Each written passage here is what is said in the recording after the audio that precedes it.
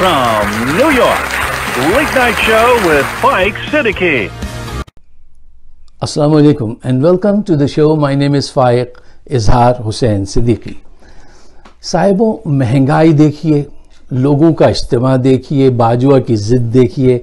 अब वक्त आ गया है कि कोई जनरल साहब या कोई ब्रिगेडियर साहब मुल्क की सलामती और बेहतरी के लिए इनके ऑफिस में दाखिल हों।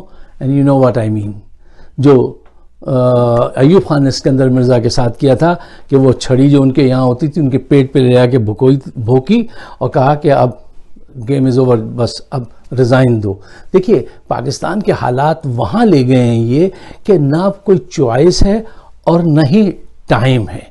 तो अब ये ज़रूरी हो गया है कि बाजवा साहब रिज़ाइन दें ताकि कौम आगे बढ़े, मुल्क सलामत रहे।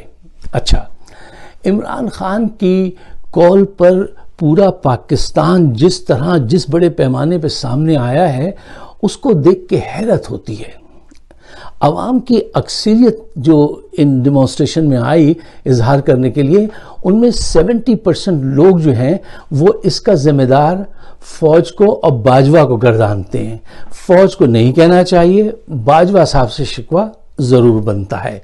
अच्छा देखिए, मैंने पहले भी आपसे ये बात अर्ज़ की थी कि शुरू में तो बहुत सारी तंजीमें होंगी और बाजवा उसको मराद भी दिलाएंगे, लेकिन आखिर में जाके it will become two horse race. यही होता है तहरीकें जब शुरू होती हैं।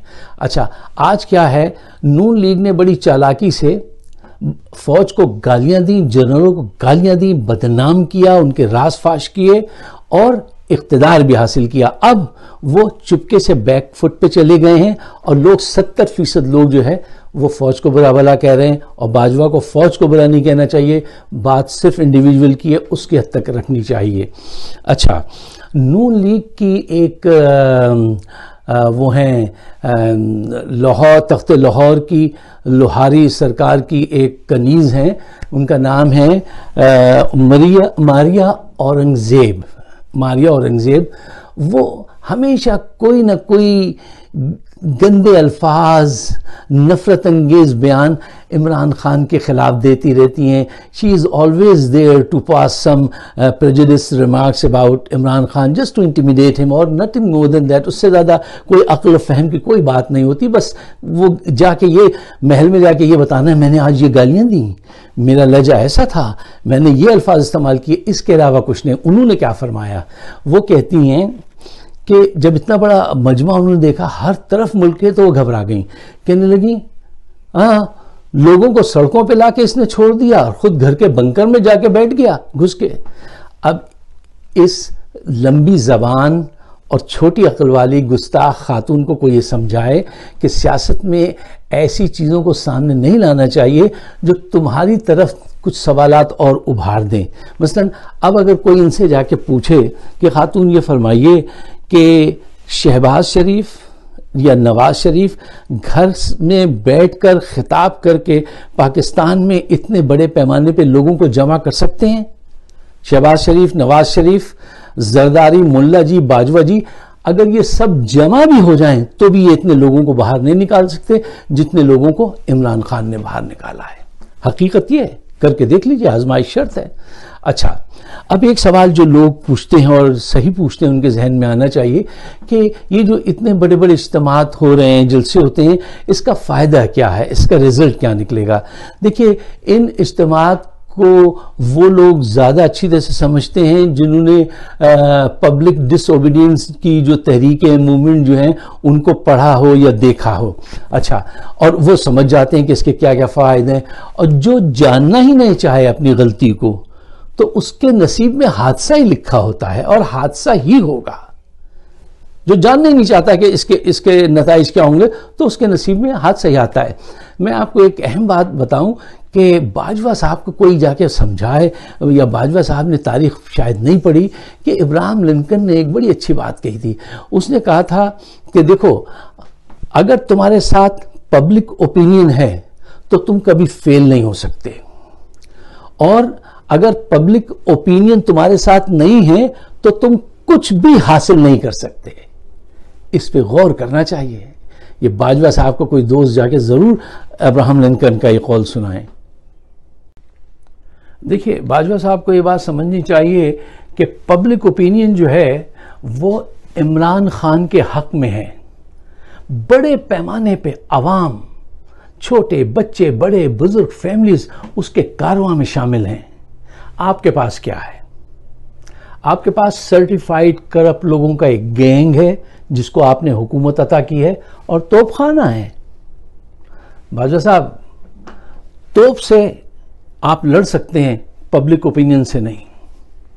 ये नई दुनिया है, नया ज़माना है, ये 1940 का ज़माना नहीं है, ये साहब बहादुर अंग्रेज़ का दौर नहीं है। आप आज तोपखाने से लड़ सकते हैं, पब्लिक ओपिनियन से नहीं। देखिए, एक बात ज़रा और गहराई में उतर के जायज़ा लीजिए, इन्हें समझाइए। वो ये है, आज अगर IMF, सऊदी और दीगर ममालिक कर्जा दे दें तो भी मसाइल हल नहीं होंगे, मसाइल अपनी शेप बदल लेंगे। वो कैसे? ये गौर व फिक्र की बात है। देखिए, महंगाई जिस सतह पे पहुंच गई है, अगर इस सतह पे जाके रुक भी जाए तो आवाम की चीखें नहीं रुकेंगी, क्योंकि ये इतनी ज़्यादा महंगाई है। और इसको वापस लाना दोबारा उस लेवल पर जहां पे इमरान खान ले आए थे, वो आपके लिए मुमकिन नहीं है। जिन जो है वो बोतल से बाहर आ गया, अब आप कुछ भी कर लें, आप उसको बंद नहीं कर सकते। या ये समझिए कि आपको एक ऐसा मुश्किल काम मिला है कि जिसका करना जो है और उसका रोकना जो है वो तकरीबन नामुमकिन है। अच्छा, होगा क्या? कर्जा मिलते ही, जब मैं कहता हूं ना शेप बदल जाएगी, ये सब करप्ट लोग हैं और ये पैसा खाना इतनी तेजी से शुरू करेंगे कि फिर दोबारा आवाम उठेगी। क्यों? देखिए, ये हैबिचुअल लोग हैं, ये एडिक्टेड लोग हैं, इनको एडिक्शन है करप्शन की, ये उसके बगैर सांस नहीं ले सकते। जिनको आप लाए हैं, और ये बात आपको लाने से पहले सोचनी चाहिए थी, और अगर आपने नहीं सोची तो that is your fault, credit goes to you. Bajwa साहब, आपके लिए कोई और रास्ता इसके अलावा नहीं है कि आप रिजाइन दें और चले जाएं। देखिए, आपकी मौजूदगी में आपने इनको इजाजत दी खुलेआम। नैब के कवानीन में नैब को मतलूबा मुल्जिमान ने बैठ के तरामीम कर ली। बहुत खूब, हिस्ट्री लिखेगी आपकी इस बात को। आपकी ये खिदमत जो आपने सरअंजाम दी है पाकिस्तान के लिए, कि नैब के कवानीन में आपकी मौजूदगी में आपके लाए हुए लोगों ने जो है उसमें तरामीम की और आप देखते रहे। बहुत खूब, तारीख लिखेगी और गवाही देगी इन बातों की। अच्छा, एक बहुत अहम सवाल है जिस पे गौर व फिक्र करना चाहिए कि अगर इन हालात में हुकूमत इमरान खान को मिल जाए तो वो कैसे सस्टेन करेंगे, वो कैसे आगे लेके बढ़ेंगे। दो चीज़ें हैं। पहली चीज़ ये है कि उनकी शख्सियत में इतना चाम है कि अगर वो अपनी कौम से कहें कि तुम्हें 6 महीने के लिए या 1 साल के लिए जो है ना 50% बिजली कम इस्तेमाल करनी है, 50% पेट्रोल कम इस्तेमाल करना है, ठीक है ना, और इन तमाम चीज़ों से दूर रहना है, चाय को छोड़ देना है, तो कौम उसकी बात सुन लेगी। उसमें अल्लाह ताला ने ये करिश्मा रखा, ये क़ुव्वत रखी है। ये चोर उचक्के अगर ये बात कहेंगे तो वो ये कौम ये बात नहीं मानेगी, नहीं मानती है। दूसरी एक और अहम बात, उनकी शख्सियत का पोर्टफोलियो ऐसा है, इमेज ऐसा है कि वो दुनिया के किसी भी मुल्क में चले जाएं तो उनको कोई कर्ज के लिए मना नहीं कर सकता। उनकी वाक़यात में अक्सर आपको सुना चुका हूं कि वो डोनाल्ड ट्रंप की बीवी हों या महातिर मोहम्मद की बेगम, जो लोग आके कहते हो यार एक फ़ोटो हमारे साथ खिंचा दो, हम तुम्हें हाथ लगा के देख लें। रूस का सदर पुतिन कहे यार एक फ़ोटो खिंचा दो मेरे साथ। उनकी जो शख्सियत है इंटरनेशनल लेवल पर, और सबको पता है ये एक ईमानदार आदमी है, सबको पता है ये सब बेईमान है, शहबाज शरीफ, जरदारी, पूरी दुनिया को पता है ये बात। अच्छा, तो उसका बहुत फायदा होगा पाकिस्तान को। तीसरी बात जो है वो ये है कि जब IMF हो या कोई दूसरा वर्ल्ड बैंक हो, जब इदारों को ये पता चलता है अब यहाँ पे स्टेबिलिटी आने लगी है तो लोग कर्ज की तरफ ज़रा बढ़ते हैं। बड़े अफसोस की बात है कि हम अभी तक कर्ज की तरफ बढ़ रहे हैं, जबकि आप उनका GDP देखिए बांग्लादेश का कितना है, ठीक है ना, भारत का कितना है, और हम अभी तक कर्ज मांग के गुजारा कर रहे हैं। और सब इन चोर चक्कों की वजह से हुआ है ये।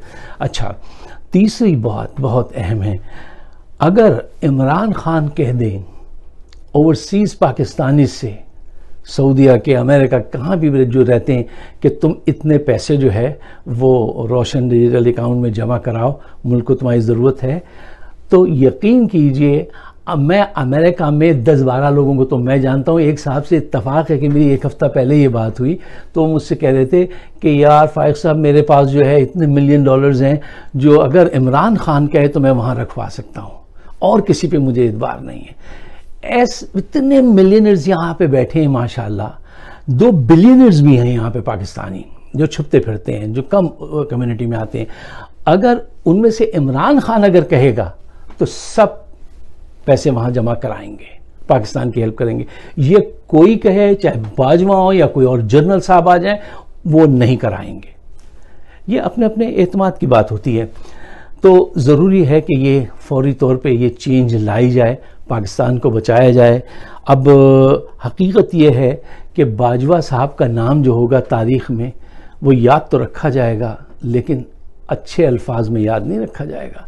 जनरल याया का नाम आज क्या हमेशा के लिए तारीख़ में इस तौर पे याद रखा जाएगा कि वो एक जनरल थे जो शराब और कबाब के दीवाने थे, और जंग हो रही थी और वो जो थे वो मोटी औरतों के शौकीन थे, वो शौक़ पूरा किया करते थे, शराबी जानी ढंडारी थे वो। ये आप चाहे 50 साल और गुजर जाएं तो भी उनका जिक्र इसी अंदाज से होगा। जनरल बाजवा का जिक्र हमेशा इस अंदाज से होगा कि इन्होंने एक करप्ट रजीम को, जो सर्टिफाइड करप्ट लोग थे, दुनिया की तारीख में पहली दफ़ा ये हुआ था कि पाकिस्तान के एक जनरल ने करप्ट तरीन तबके को उठा के हुक्मरानी दे दी थी।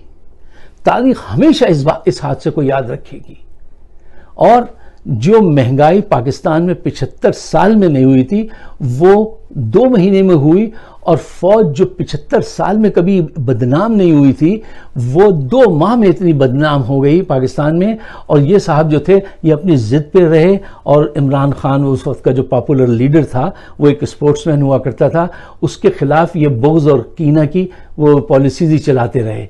ये अपने फेलियर के कंट्रोल में हैं। बाजवा साहब जो है ना, अपनी नाकामियों और अपने फेलियर के कंट्रोल में हैं, उससे आगे बढ़ रहे हैं। उससे मंजिल पे नहीं पहुंच सकते आप। फेलियर को साथ रख के कोई आगे नहीं बढ़ता है।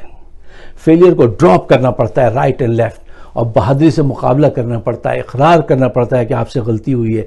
जैसे ही आप इकरार करते हैं ना कि आपसे गलती हुई है, तो आपकी तरक्की के चांसेस फिर खुल जाते हैं, फिर आप आगे बढ़ने लगते हैं, हत्ता कि लोग उसको भूल जाते हैं अगर आपने अच्छा परफॉर्म किया। देखिए, तारीख जिस अंदाज से याया खान को याद करेगी और तारीख किस अंदाज से बाजवा साहब को याद करेगी, लेकिन दुआ कीजिए कि पाकिस्तान जो है वो तरक्की करे, आगे बढ़े। लेकिन इन लोगों के जो खेल रहे हैं ना ये सब, देख लीजिए आज तक हम कहाँ खड़े हैं।